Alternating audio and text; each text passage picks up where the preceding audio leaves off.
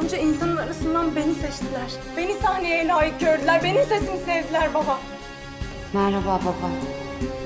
Bu artık bir mektup değil. Bu sana doğru attığım ilk gerçek adım. Ya hayır, ben sadece şarkıyım. Sadık Candan'ın kızı gazinolarda sarhoş masalarına meze olacak ha? Biliyorum. Bu yolun sonunda sen varsın. Geleceksin. Melike, bak kızım, o kapıdan çıkacak olursan senin bir baban yok.